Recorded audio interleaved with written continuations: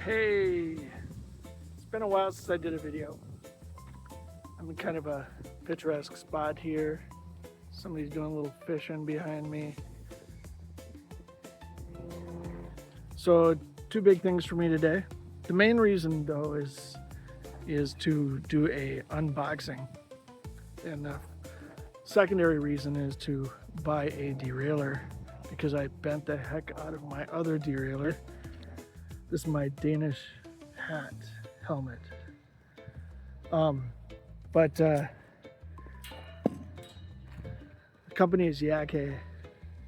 They got a nice little rabbit symbol. Now it's time to do the phone.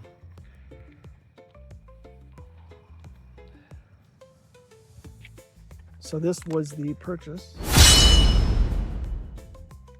I got this a very long time ago.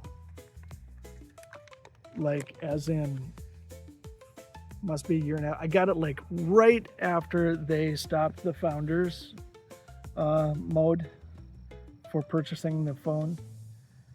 And that really pissed me off because I wanted to get that.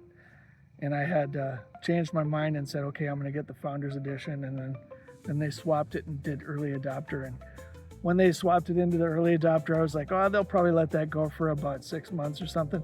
No, they let it go right up until the release of the phone, like for a year and 3 months or whatever, which was kind of funny. So I was starting to think, you know, this whole release is going to be corny, but I have a feeling that people don't really quite feel how important this phone is. To me, it's a hardware wallet, and I've never had a hardware wallet before. So I'm going to use it as a Wi-Fi device and mostly just for trading. Of course, there's some other fun stuff that's associated with the Solana ecosystem and the fact that they're going to have a different kind of app store, all that kind of stuff I'm going to test out. And lately I've been playing with doing JavaScript vibe coding on my own domain. So there's a chance that I might do a test of an app for this phone. And if I did that, I would want it to be something fun, some sort of game that's related to the chain where if you play it, you're compensated for it or something like that. So keep your eyes peeled for me doing that. I might announce it then through YouTube. But thanks for tuning in, and I'll just do this while I'm on camera so that you can see. Here we are, the unboxing. Thought about selling it on eBay.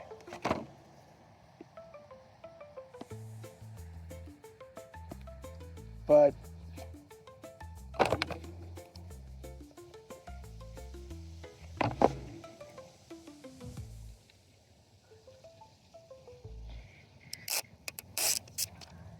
that's the phone.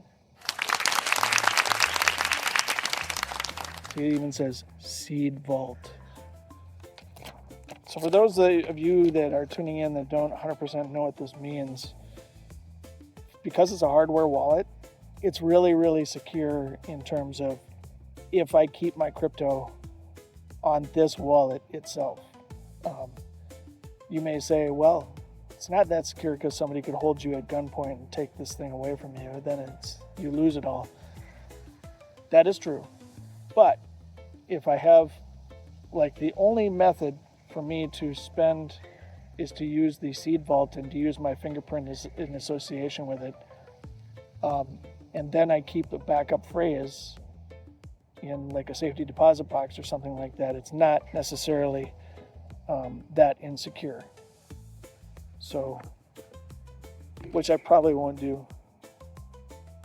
I'll just like inscribe it underneath a picnic table somewhere, some 12-word phrase, and then go back to that picnic table if I lose it. But anyway, this is the phone. This is the day.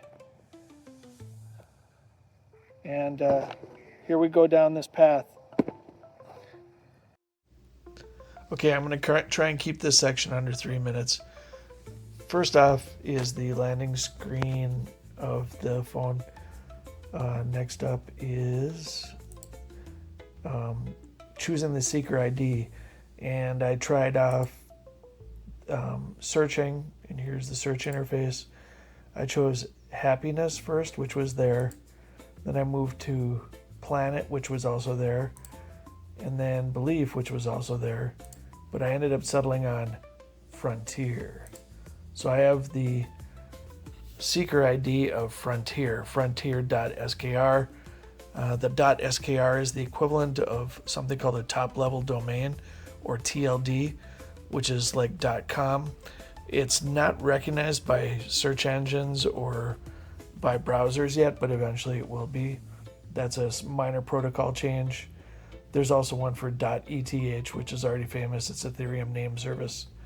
Let's see. Next up, look at what the token, the Genesis token, looks like.